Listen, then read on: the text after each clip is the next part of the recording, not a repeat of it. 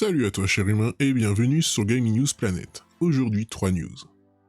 FF16 nous donne quelques détails au Tokyo Game Show. Hellblade 2, des nouvelles du titre aux Game Awards. Et enfin MGS, Silent Hill et Castlevania, de nouveaux jeux seraient bien prévus par Konami.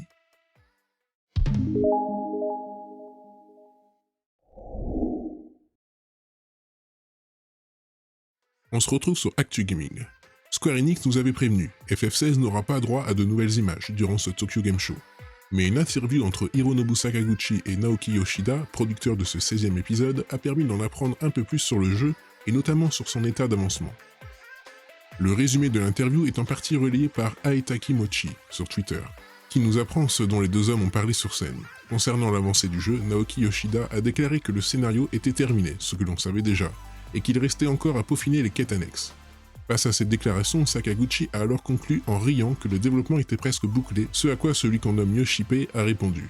Oui, les modèles de personnages sont aussi prêts, mais nous devons juste améliorer la qualité de certains aspects. En somme, FF16 semble être presque terminé, et ce après un long développement, selon Yoshida. Il a également fait mention que le jeu serait très porté sur l'action, mais que malgré cela, il disposerait d'un arbre de compétences étendu, qu'il compara à Fantasian. Il déclare que même si l'on contrôle un personnage prédéfini, il voulait offrir un certain degré de customisation dans la manière de jouer de chacun. Avec un tel état d'avancement, on peut légitimement espérer que lorsque FF16 reviendra avec de nouvelles images, il sera accompagné de sa date de sortie. Peut-être aux Game Awards. On se retrouve sur jeuxvideo.com. Annoncé en décembre 2019, Senua's Saga Hellblade 2 s'est depuis fait assez discret, si ce n'est une vidéo présentant quelques secondes de jeu dévoilée lors de l'E3. Mais selon Jeff Grubb de VentureBeat, le titre pourrait bientôt refaire parler de lui. C'est au cours du podcast Defining Duck que Jeff Grubb, généralement bien informé, a indiqué qu'il est tout à fait probable que nous entendions parler de Senua's Saga Hellblade 2 lors des Game Awards. La cérémonie a d'ailleurs récemment été datée par Geoff Keighley, et elle aura lieu le 9 décembre prochain au Microsoft Theater de Los Angeles. Par conséquent, mais ça dépendra de l'horaire, il nous faudra probablement être éveillé dans la nuit du 9 au 10 pour suivre la cérémonie. Attendu sur Xbox Series et PC, le titre pourrait donc faire une apparition durant la soirée. Je pense que Hellblade 2 fait également partie du plan, mais nous verrons si cela se produit réellement. Ils pensaient montrer ce qu'ils avaient après le 3, mais ils se sont dit non, ça ferait trop pour vous, donc nous allons le garder et faire quelque chose plus tard dans l'année, probablement durant les Game Awards. S'il n'est sûr de rien, il semble tout de même assez confiant, mais prend les pincettes d'usage. Il a également mentionné la possible présence d'Avowed, le nouveau titre d'Obsidian, mais Jeff Grubb semble moins confiant à son sujet. Réponse dans un petit peu plus de 2 mois.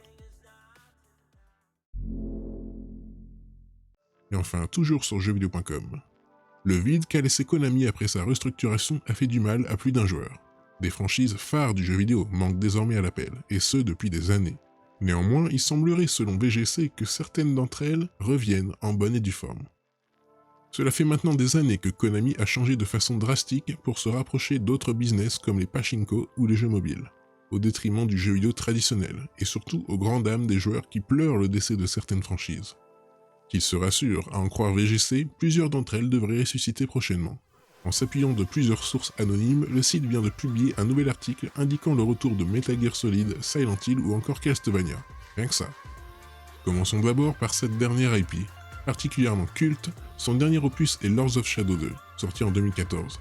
Depuis, plus rien, mais Konami aurait bien l'intention de sortir un tout nouveau jeu. Ce serait le premier à sortir parmi les 3 dont il est question aujourd'hui. Il s'agirait d'une réimagination de la série, actuellement en développement en interne, chez la société au Japon, avec le soutien de studios externes. On imagine qu'il s'agirait donc d'un reboot, comme c'est la mode depuis maintenant des années. Le second projet concerne Metal Gear Solid. Oui, un remake serait bien prévu, mais pas par Bluepoint Game, comme le veulent les bruits de couloir. Selon VGC, cette refonte serait conçue par un studio externe basé en Chine, dont le nom n'a pas été divulgué. De plus, sa gestation n'en serait encore qu'à ses débuts. Et surtout, plusieurs sources différentes auraient confirmé qu'il s'agirait d'un remake de Metal Gear Solid 3 Snake Eater, et non pas du tout premier jeu comme on pouvait l'entendre. De plus, Konami aurait l'intention de sortir des remasters des autres épisodes sur les consoles modernes, de façon à relancer l'excitation, et faire connaître MGS au plus grand nombre avant la sortie du remake. Enfin, le retour de Silent Hill serait effectivement une réalité avec le développement de plusieurs jeux par des firmes sous-traitantes, dont un qui serait concocté par un éminent studio japonais, depuis le début de l'année 2021. On apprend aussi par VGC que les échecs de Metal Gear Survive et Contra Rogue Corps, faits par des équipes internes, auraient terriblement refroidi l'entreprise à développer soi-même ses jeux, préférant se tourner davantage vers l'extérieur. La société aurait donc attendu de se restructurer complètement, licenciement massif à l'appui, pour mieux se concentrer sur le retour de ses grosses franchises. Cet article de VGC fait écho à un autre article du site pondu plus tôt dans l'année, affirmant de nombreuses informations similaires. Konami dévoilerait apparemment ses plans en 2022, alors croisons les doigts pour que tout ceci ne soit pas du pipeau et prenons des pincettes, toujours de rigueur avant une quelconque officialisation. Et voilà, c'est la fin de cette vidéo, j'espère qu'elle vous aura plu. Si c'est le cas, n'oublie pas de mettre un like, de t'abonner, d'activer la petite cloche et de me suivre sur Twitter. Et moi je te dis à la prochaine, cher humain.